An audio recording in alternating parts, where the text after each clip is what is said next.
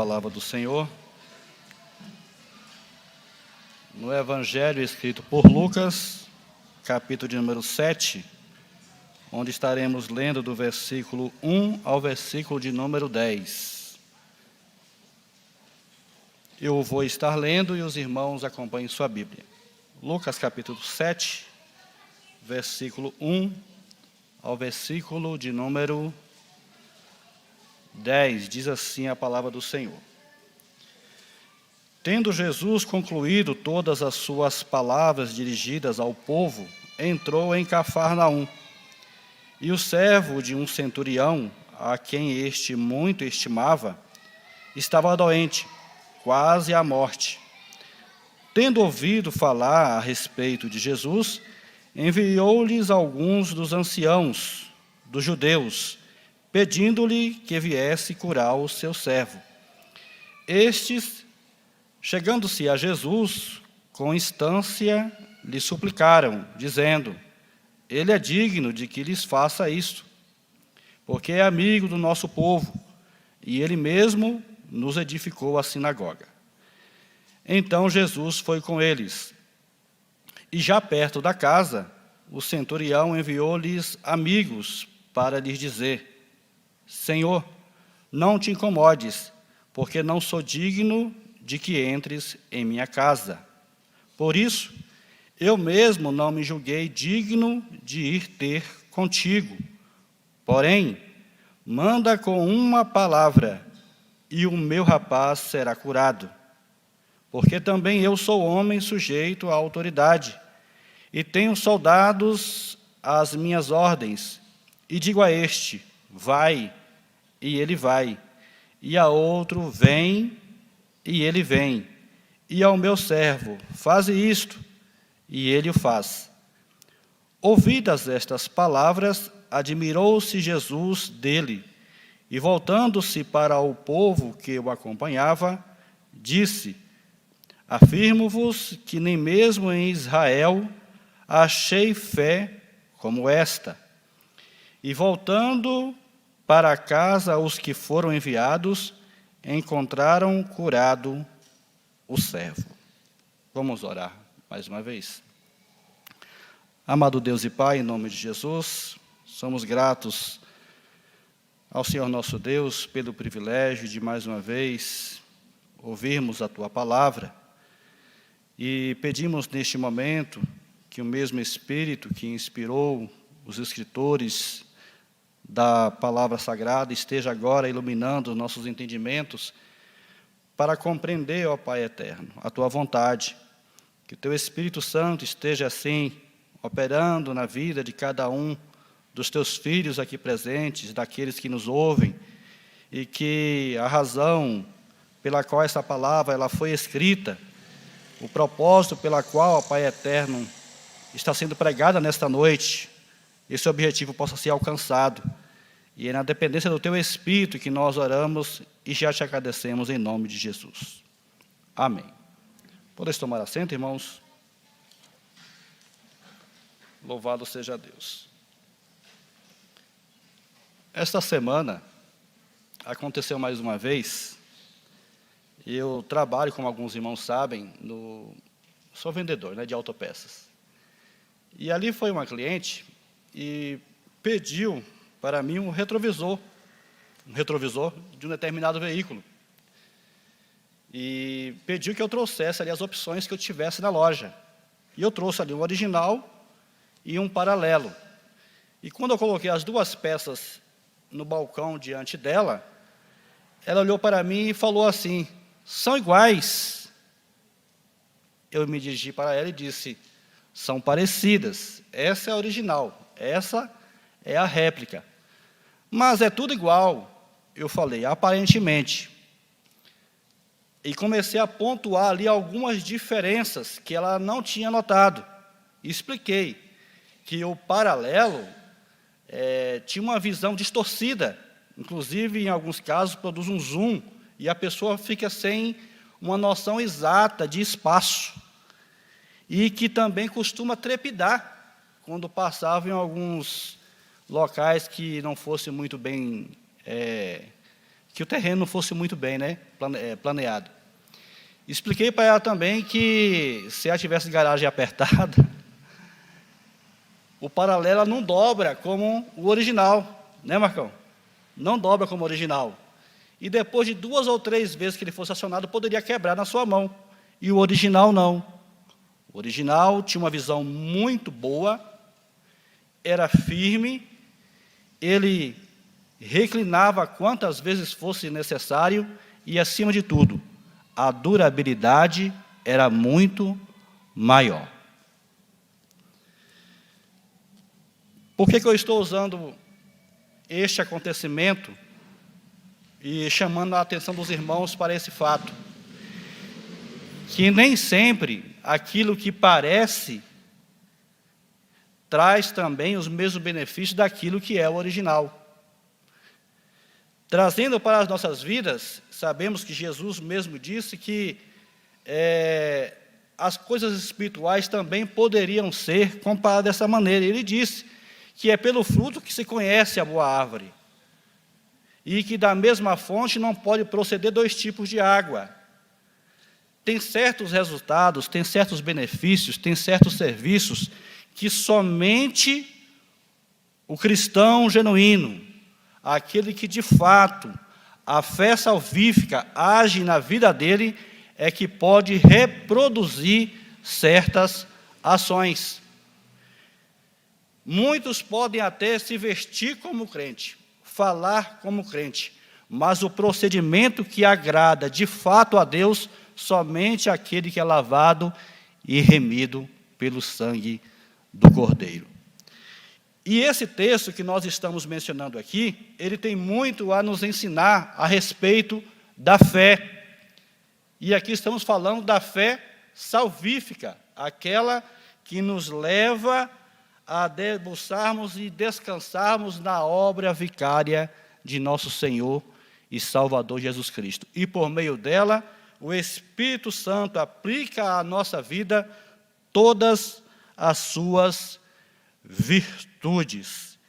E esse texto que nós lemos aqui, ele foi escolhido a dedo pelo fato de o próprio Senhor Jesus Cristo ter usado a fé deste centurião como um exemplo, não só um exemplo, mas ele chegou a dizer que nem mesmo em Israel, certamente ele encontrou outras pessoas em Israel que tinham fé.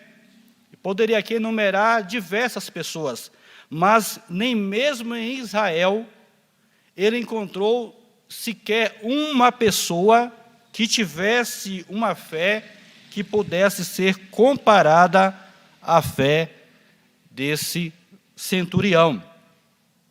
Para entendermos aqui, nesse período, o povo de Israel estava sendo subjugado pelo Império Romano. E como é do conhecimento, creio que da maioria dos irmãos, Roma tinha ali guarnições do seu exército, tinha ali um governador estabelecido pelo imperador, que na ocasião estava ali responsável pela administração daquela província.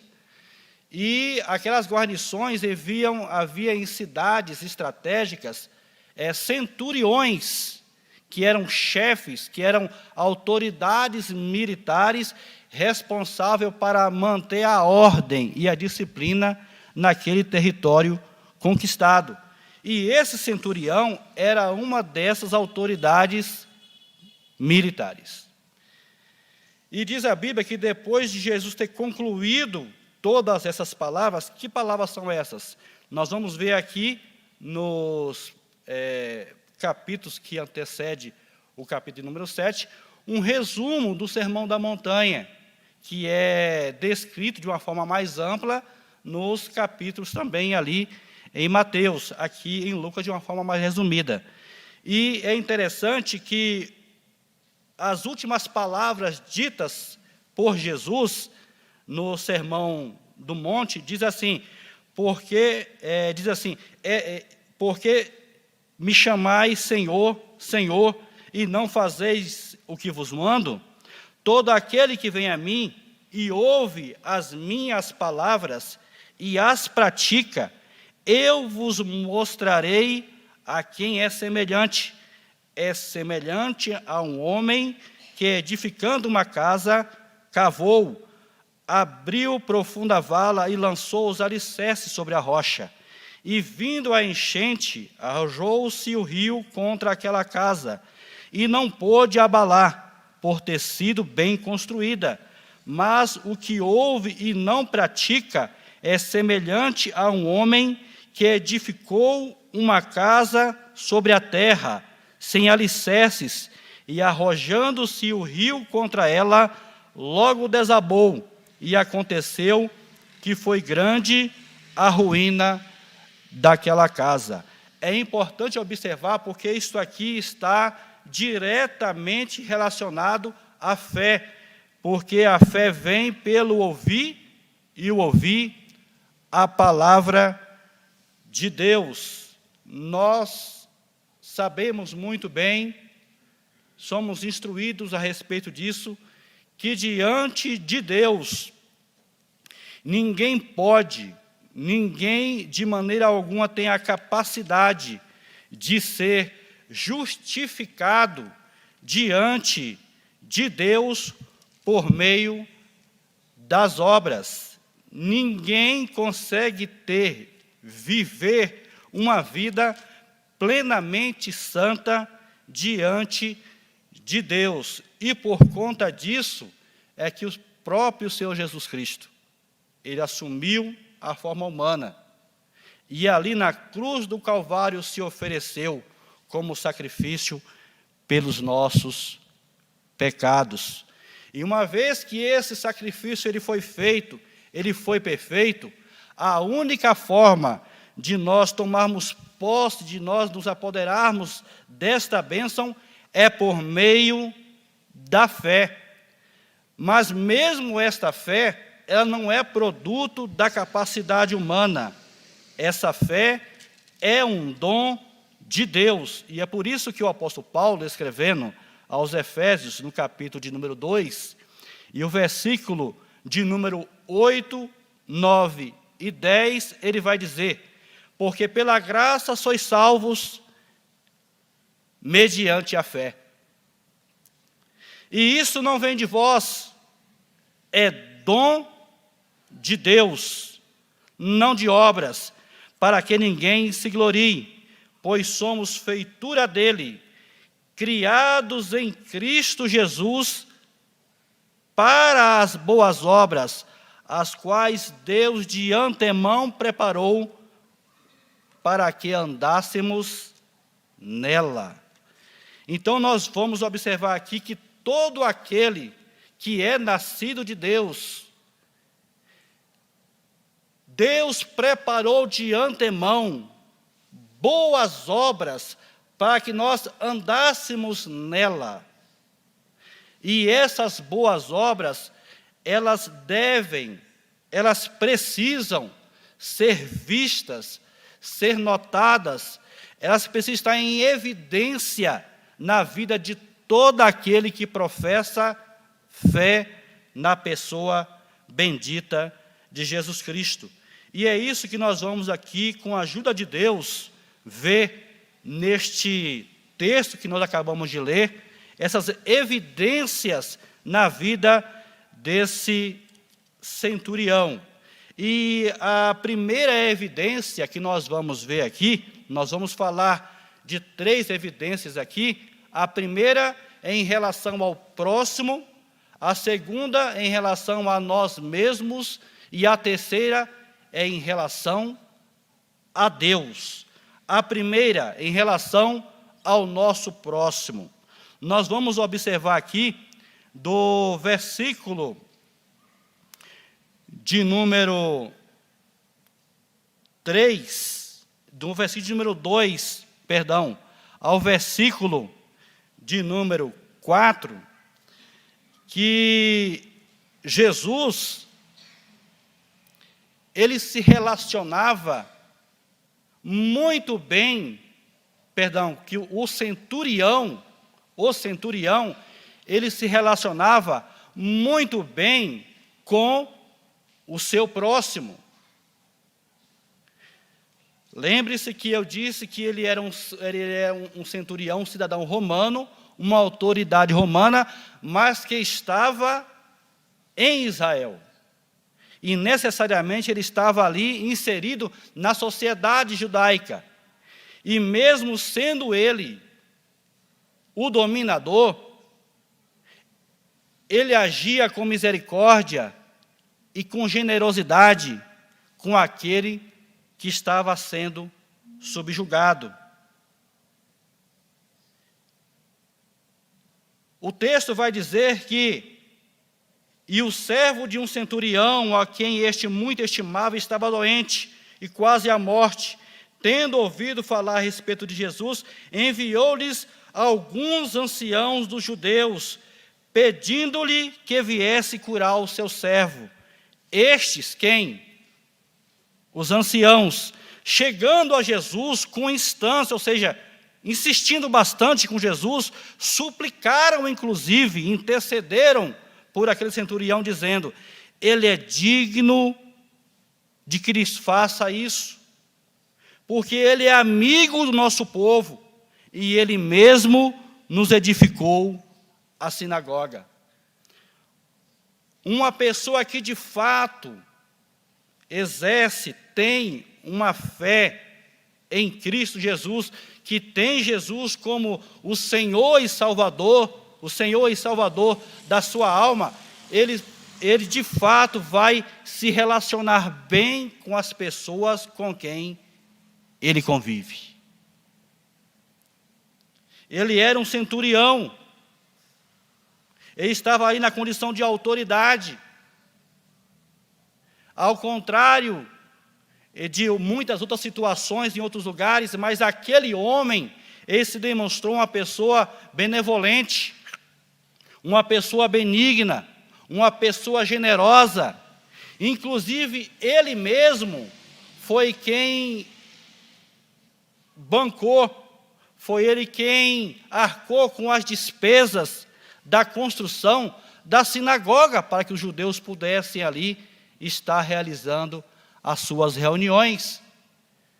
A Bíblia não diz que ele era um prosélito, ou seja, um gentio que se converteu ao judaísmo. Ele não era nenhum prosélito, mas ele agia com generosidade, ele era um homem bom, e essa bondade ela era vista, ela é testemunhada por todos aqueles que o conheciam. E quando ele, procurando os anciãos, ele tinha uma boa relação com aquelas pessoas. Quando os anciãos foram por ele procurados, por ele solicitados, para que intercedessem junto a Jesus pela cura do seu servo, os anciãos não somente foram, mas eles de fato intercederam, suplicaram junto a Jesus para que Jesus fizesse aquela obra, realizasse o seu pedido. E assim é conosco, irmãos. Assim é com cada um de nós. Uma das principais recomendações bíblicas para a vida do cristão se encontra nos primeiros e no principal mandamento da lei de Deus, que é amar a Deus sobre todas as coisas e ao próximo como a ti mesmo. Mas isso não pode ser só da boca para fora. Isso tem que ser e deve ser expresso por meio das nossas obras. E isso, mesmo esse homem não sendo uma pessoa que se declarava uma pessoa, nesse contexto aqui, um prosélito do judaísmo até então, mas ele tinha em si essas virtudes, tinha em si essas características de que ele amava o seu próximo e, portanto, ele se relacionava bem com o seu próximo. E uma outra prova que nós vemos aqui, que ele de fato era uma pessoa que se relacionava de uma forma diferente com o seu próximo, é que ele tinha o seu servo em grande estima. Ele não era como nós ouvimos falar de alguns patrões que têm os seus funcionários como apenas mais um na empresa. Muitas vezes nós, como empregados, damos o melhor pela empresa onde trabalhamos. Assim deve ser o cristão. E alguém vai falar assim: para que tudo isso? Se no final das contas, aqui você é só mais um. Você é só um número. No dia que eles quiserem, eles te mandam embora e põem outro no seu lugar. Isso é quando um patrão não conhece a Deus e não teme a Deus. Mas quando esse de fato é um cristão, ele é justo. E a lei do amor impera na sua vida. E ele demonstra isso no trato com os seus funcionários. O gerente demonstra isso no trato com os seus subordinados. O líder da seção demonstra isso no trato com os seus companheiros de seção e assim por diante. Ele era um centurião. Aquele escravo, ele poderia, como era muito comum naquela época, dispensar e colocar um outro no lugar. Mas ele não agiu assim.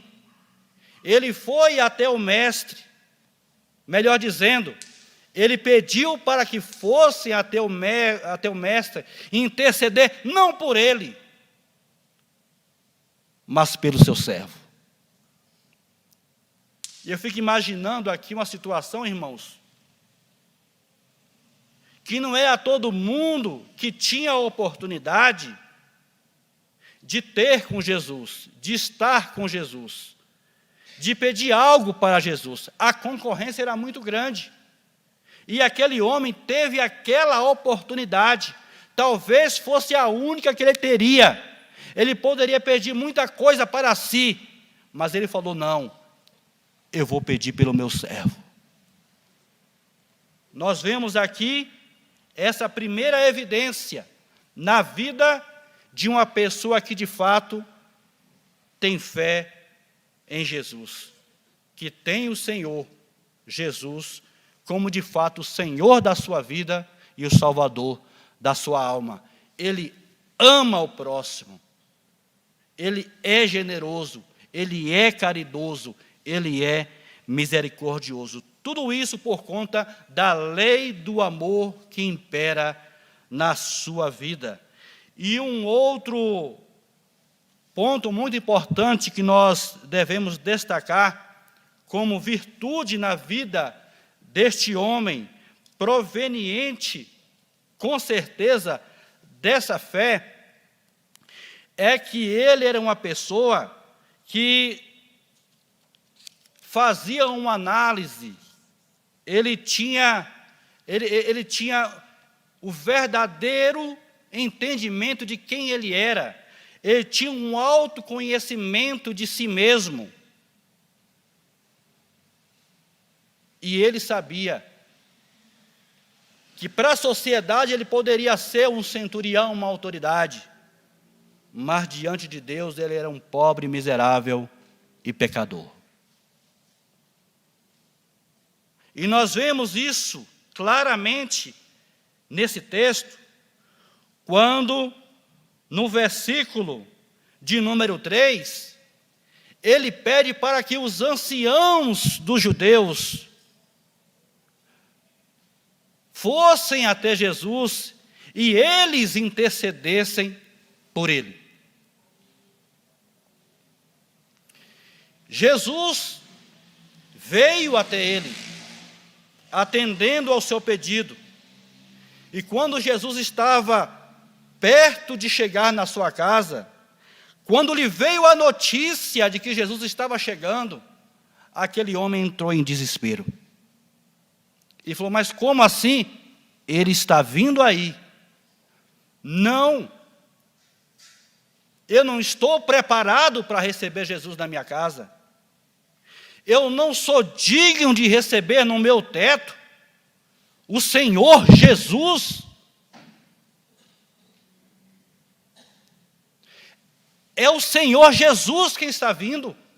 Eu não sou digno de que Ele entre na minha casa.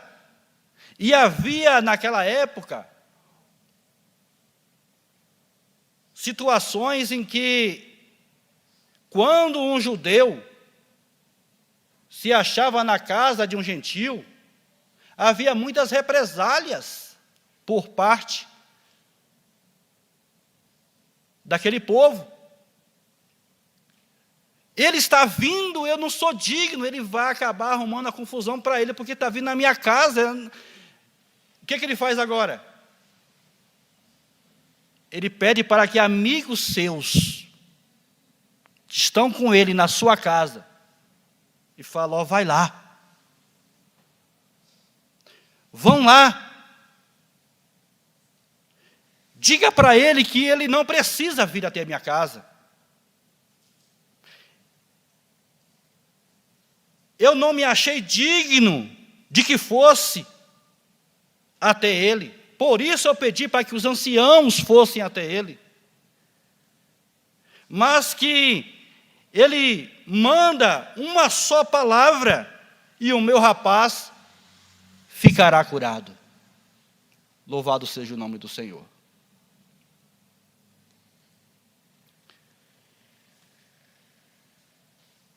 Nós vemos diversos textos da Bíblia, onde Jesus esteve a convite na casa de um fariseu, e ele não foi recebido, ele não foi tratado com a menor das cordialidades.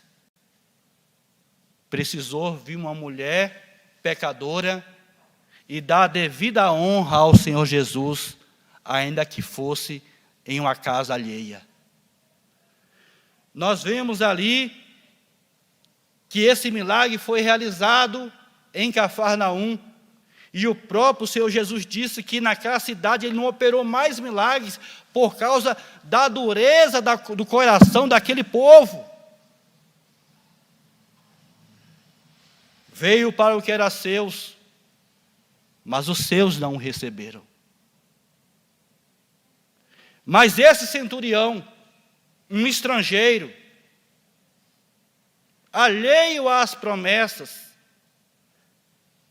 separado, à parte da aliança, mas esse homem reconheceu em Jesus a autoridade, reconheceu em Jesus o senhorio, olhou para a sua situação e viu a sua miséria, e de fato ele não se viu digno de receber na sua casa tão grande autoridade. Ele comparecia diante de Pilatos, comparecia diante de Herodes, comparecia diante dos anciãos dos judeus, mas diante de Jesus ele não se achava digno. Humildade. Quem de fato é possuidor dessa fé salvífica, ele é humilde. Essa humildade, ela não é expressa apenas em palavras, mas no seu trato com as pessoas. É essa fé que havia no apóstolo Paulo, quando foi para ele dizer, em relação aos apóstolos: eu sou o menor de todos, ainda que ele foi o que mais foi usado por Deus, e todos nós sabemos disso, mas ele disse: eu sou o menor e nem sou digno de ser chamado apóstolo. E quando foi para ele dizer que ele era grande, que ele era o principal, ele falou: eu sou o principal dos pecadores. Essa fé que nos faz descansar na obra vicária de Jesus Cristo, ela nos humilha. Nós olhamos para a nossa vida pela ótica da palavra de Deus, olhamos, lemos a Bíblia e confrontamos a Bíblia com a nossa vida e vemos quão miseráveis nós somos. Mas graças a Deus que nos dá a vitória, por nosso Senhor e Salvador Jesus Cristo. Essa fé, ela humilha o homem. Essa fé, irmãos, que de fato, eu creio que existe na minha vida, na vida daqueles que estão me ouvindo, ela deve nos humilhar. Nós temos que olhar para nós mesmos e reconhecer que nós somos piores do que as pessoas pensam que nós somos. Tem gente que fica aborrecido quando é criticado, ou quando é corrigido, ou até mesmo quando é aconselhado. Mas aquele que de fato essa fé está nele, está nela, ele agradece e procura andar pelo caminho da obediência. Louve a Deus, agradeça a Deus quando o Senhor colocar pessoas na sua vida para te corrigir, para te aconselhar, para te apontar o caminho que você deve andar. Esta, sem dúvida alguma, é uma das evidências na vida daquele que tem fé em Deus. Uma outra evidência, a última delas que eu quero relacionar aqui, diz respeito à nossa atitude para com Cristo. Primeiro, em relação ao nosso próximo. Segundo, é um autoconhecimento de nós mesmos. E por último, é a nossa atitude, é a nossa percepção, é de fato essa nova relação que é estabelecida com o Senhor Jesus. E aqui nós vamos ver que esse homem, ao contrário de, inclusive, muitos dos discípulos que estavam perto de Jesus, ele mesmo reconheceu. E nós não vemos na Bíblia a atitude mais louvável diante do Salvador, diante do próprio Deus encarnado, como esta mencionada por este centurião. Tu és o Cristo, estou parafraseando. Tu és o Deus encarnado. Como posso eu receber tamanha autoridade na minha casa? Na minha casa eu recebo muitas autoridades, mas o Senhor não.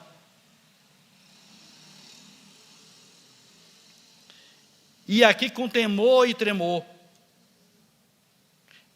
ele que já considerava os outros superiores a si mesmo, e já havia pedido para que estes intercedessem por ele, na primeira ocasião os anciãos, quando Jesus ainda estava longe, e na segunda oportunidade os seus amigos, quando ele estava perto. Agora ele fala assim: libera uma palavra, manda uma só palavra, porque certamente com esta palavra tua, meu servo será curado. Já se tinha visto Jesus curar de todas as formas. Jesus impunha as mãos sobre uns, orava por outros, cuspia na terra, untava lodo. Mas a fé deste homem vai além. É como se estivesse dizendo: eu creio que não precisa o senhor colocar a mão, não precisa o senhor cuspir, não precisa nem o senhor vir na minha casa, daí mesmo libera uma palavra. E foi o que aconteceu. O nosso Deus, ele cura à distância. O nosso Deus é aquele que nós oramos aqui, e ele tem poder para curar aonde quer que seja. Se formos fazer aqui uma comparação com um dos maiores, se não o maior milagre operado por Jesus entre os judeus, a gente vai ver a diferença entre a fé de um e outro, que foi a morte de Lázaro.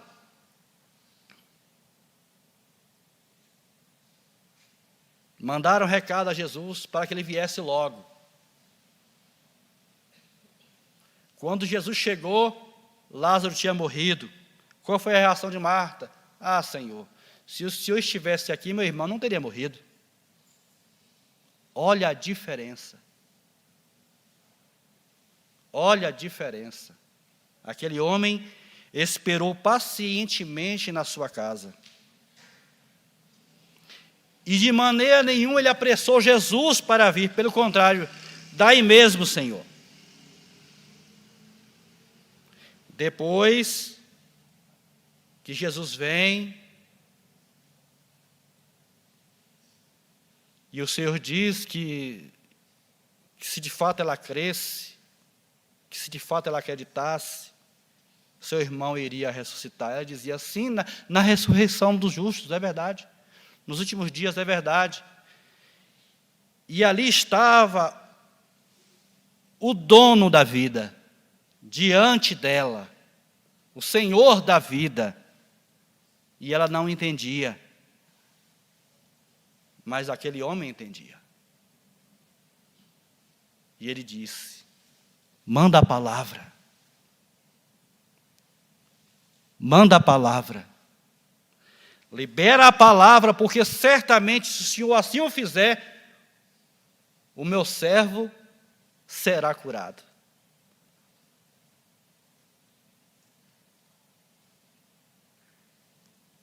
E o versículo 9 diz assim, e ouvidas estas palavras, admirou-se Jesus dele. Jesus se admirou da fé daquele estrangeiro. E voltando-se para o povo que o acompanhava, disse, afirmo-vos que nem mesmo em Israel achei fé como esta.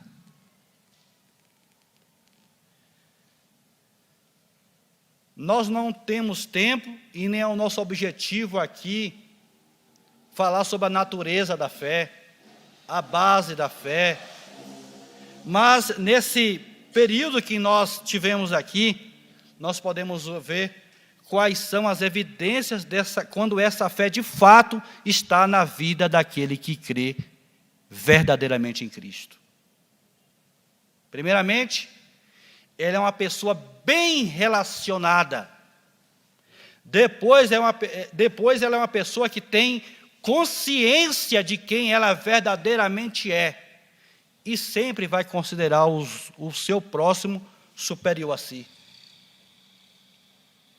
E por último,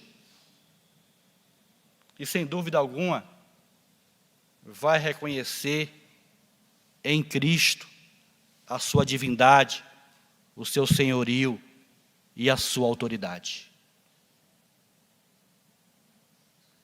A autoridade que levou Jesus a dizer assim, eu sou o caminho,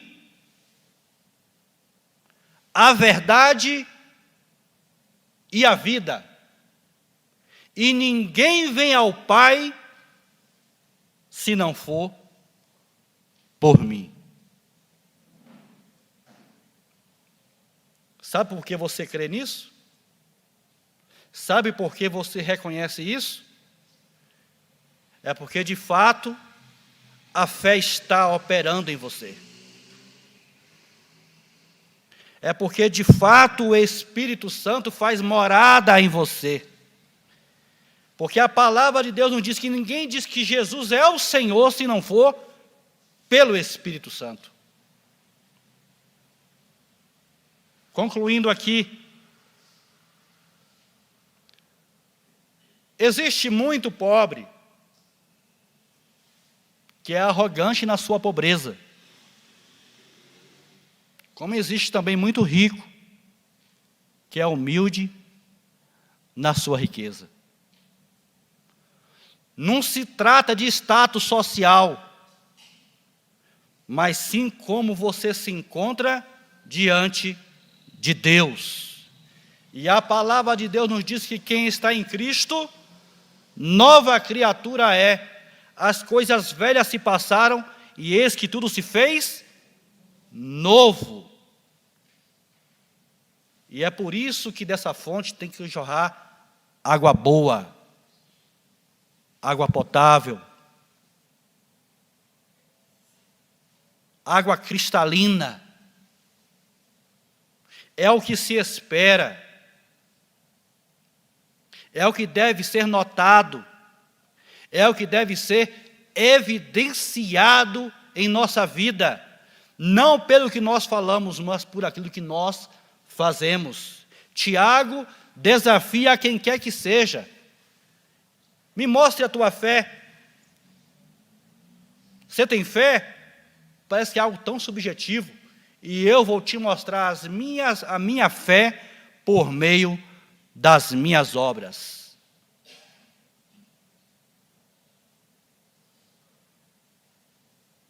Faça um autoexame da sua vida.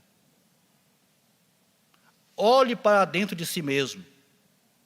Eu conheci um pastor amigo meu, que ele dizia assim, diz melhor dizendo, que ninguém conhece como estamos verdadeiramente diante de Deus, ninguém conhece melhor a nossa situação diante de Deus do que nós mesmos. Eu posso olhar para a sua vida e julgar que você é uma pessoa mais ou menos, ou que você é uma pessoa firme, ou que você é uma pessoa que está aqui só o corpo, a mente está longe. Eu posso fazer esse julgamento, como você pode também fazer esse julgamento da minha pessoa. Mas só Deus conhece o coração. Você sabe qual é a sua situação diante de Deus. Faça um autoexame. Seja sincero com você mesmo. Vida com Deus é coisa séria. E nós não podemos vacilar nessa avaliação. Precisamos, de fato, que a nossa visão, ela seja boa, ela seja perfeita. Que nós não venhamos trepidar quando o terreno estiver acidentado. E que a gente dobre, recline quantas vezes for necessário nessa vida, porque as provas vêm.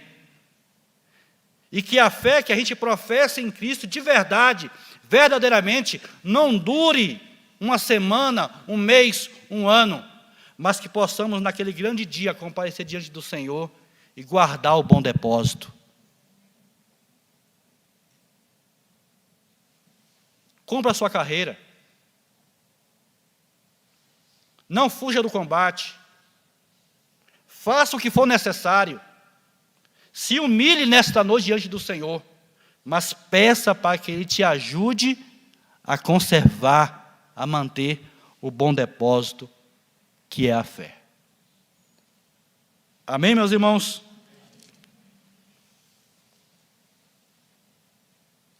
Louvado seja Deus. Eu não espero